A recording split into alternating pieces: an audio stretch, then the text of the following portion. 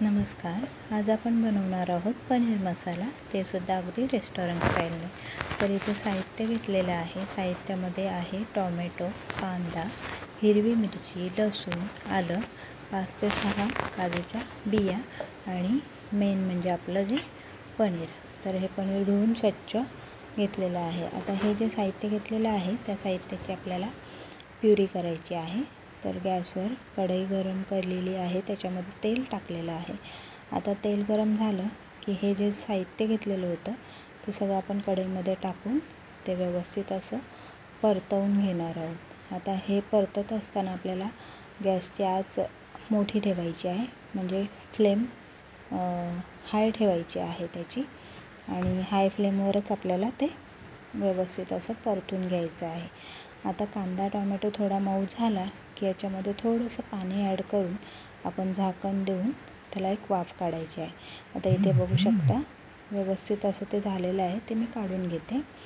आणि आता त्याच कढईमध्ये पुन्हा एकदा तेल टाकून तेल गरम करून आपण जे पनीर घेतलं होतं त्या पनीरचे छोटे छोटे असे तुकडे कट केलेले आहेत. आता हे तुकडे पनीरचे फ्राय करून घेणार आहोत. आता हे आपल्याला फ्राय करत असताना अगदी डार्क कलर करून द्यायचा नाही, अगदी हलक्या सोनेरी रंगावर परतून घ्यायचे आहेत आणि हलक्या हाताने करायचं आहे आपल्याला.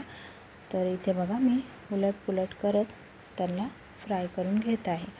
तर हे तुकडे जास्त असल्यामुळे मी पुन्हा म्हणजे 2 बॅचेसमध्ये केलेले आहे. आता इथे व्यवस्थित असे पनीरचे तुकडे आपले फ्राय झालेले आहेत, तुम्ही बघू शकता.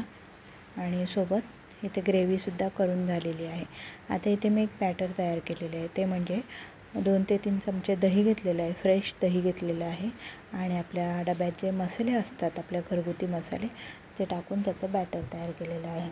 आता ज्या कढईमध्ये आपण पनीर तळलं होतं त्याच कढईमध्ये पुन्हा थोडंसं तेल टाकून तेजपत्ता आणि जिरा ॲड केला. जिरा तडतडला की आपण जी मिक्सरला फिरून घेतलेली कांदा टोमॅटोची प्युरी आहे ती ॲड केली.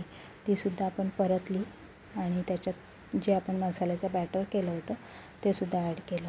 आता हे सगळं साहित्य म्हणजे ही सगळी प्युरी आपल्याला व्यवस्थित अशी शिजवून घ्यायची आहे तेलामध्ये.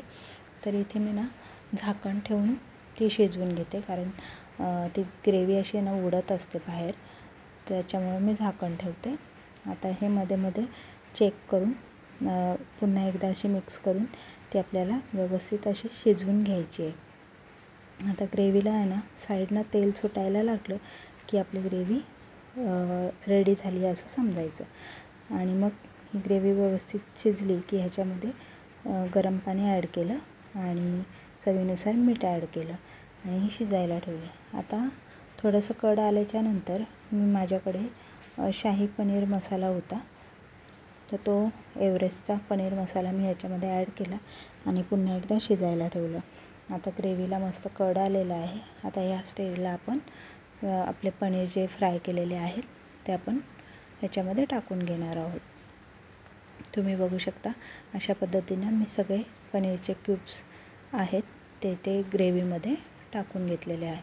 आता गॅसची फ्लेम मीडियम करायची आहे आणि मीडियम गॅसवर आपल्याला ही ग्रेव्ही शिजवून घ्यायची आहे, म्हणजे ते पनीरचे तुकडे त्या ग्रेव्हीमध्ये व्यवस्थित असे शिजवून घ्यायचे आहेत.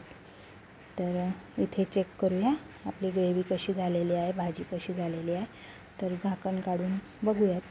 तर बघा असं छान साईडनं तेल सुद्धा सुटलेलं आहे आणि पनीरची भाजी आपली रेडी झालेली आहे. तर ह्या स्टेजला आपण कसुरी मेथी आणि फ्रेश क्रीम टाकू शकता. आता इथे माझ्याकडे नाही आहे, तर मग मी दुधावरची साय घेतली आणि ती थोडीशी फेटून ह्याच्यामध्ये टाकून घेतली आणि मस्त अशी पनीरची भाजी तयार झालेली आहे.